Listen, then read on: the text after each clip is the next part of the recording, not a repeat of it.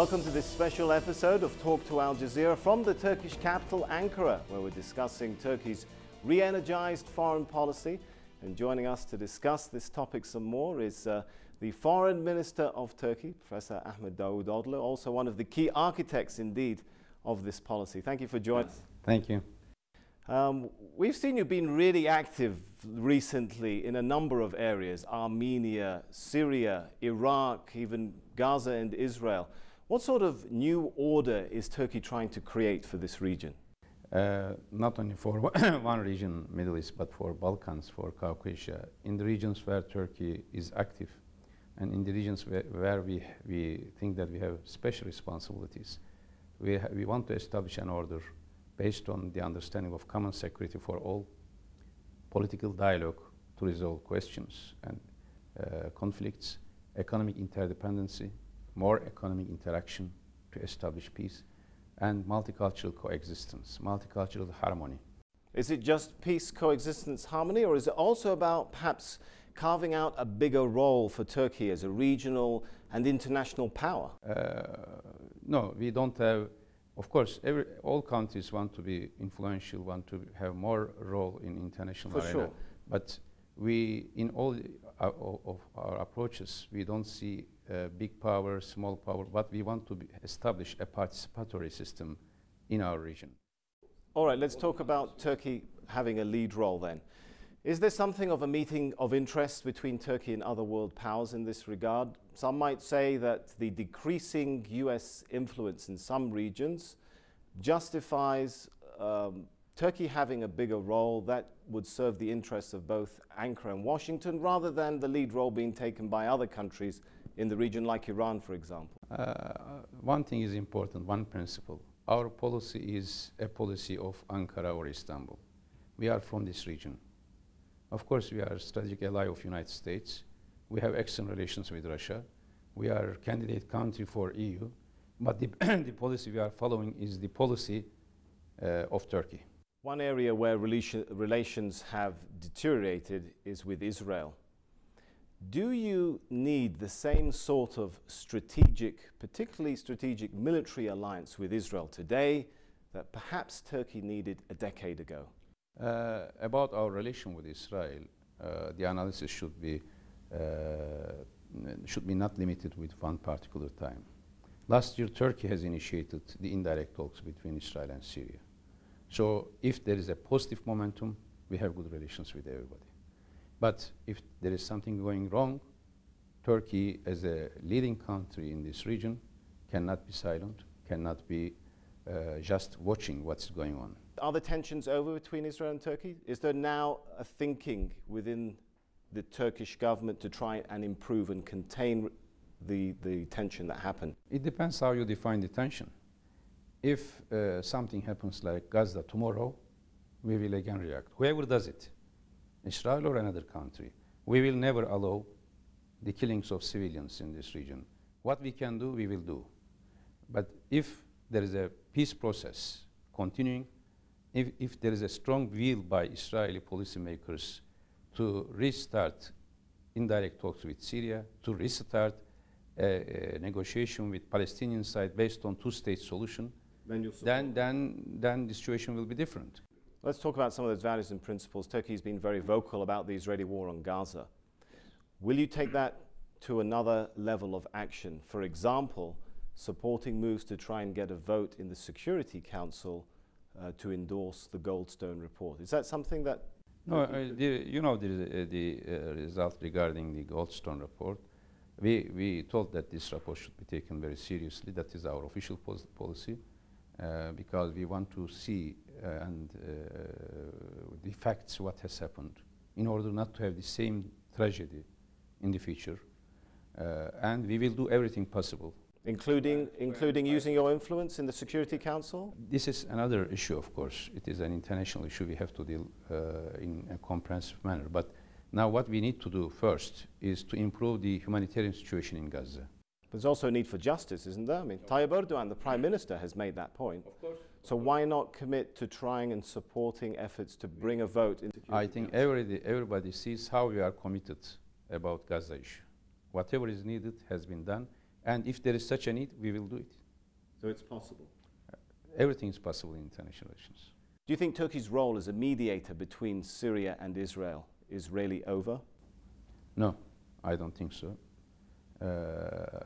When we started indirect talks between Israel and Syria, nobody was expecting this to happen. And the situation 3 years ago was much more difficult to start these talks. We were able to start, and now the difference is we have an accumulation of experience of 5 rounds. So we have all this experience. But Israel's prime minister has indicated otherwise. Have you received indications from Israel that that is not the case? What I mean is, of course, if you want to mediate, both sides should accept this mediation. We are not willing to impose anything from our side. Some would point to some recent developments, meetings between senior members of the AK party like Bülent Arınç with the Israeli ambassador, removal of some of the scenes from the TRT TV show that caused some problems with relations with Israel, as example that now Turkey wants to improve this relationship with Israel. Is that a correct analysis of the situation?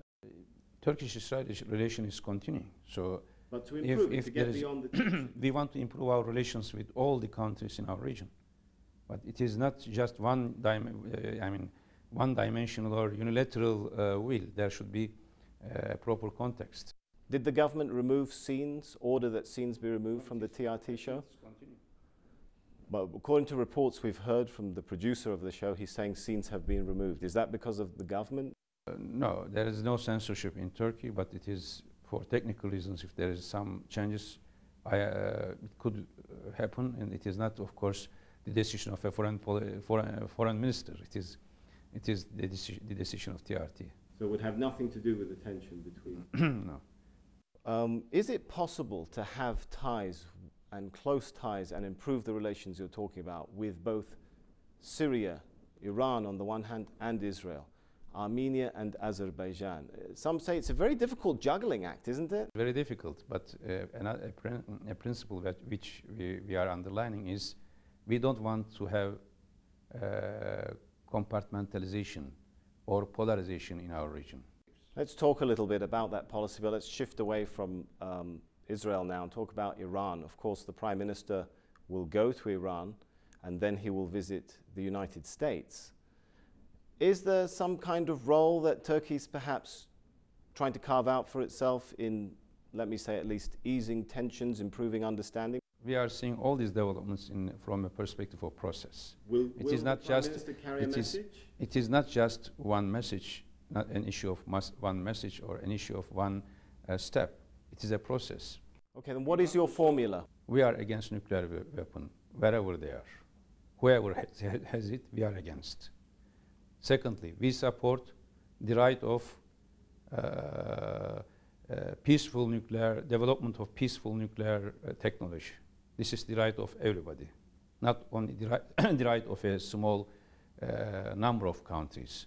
Third principle, we want to have a nuclear-free region. An Iran with an ability to enrich uranium isn't necessarily a threat to its neighbors. Within the system of IAEA and within the system of the NPT regime. Coming to the point you were mentioning about a nuclear-free Middle East, we understand from press reports the meeting was held in Cairo in September, attended by representatives of Israel, of Iran, and at least 9 other countries, including Turkey, to discuss that, and a secret meeting to discuss the possibility of a nuclear-free Middle East.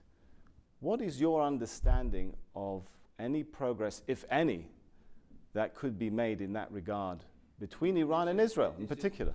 As Turkey, we work with Arab League on a new order in the Middle East in that sense, and also a new order based on common security approach,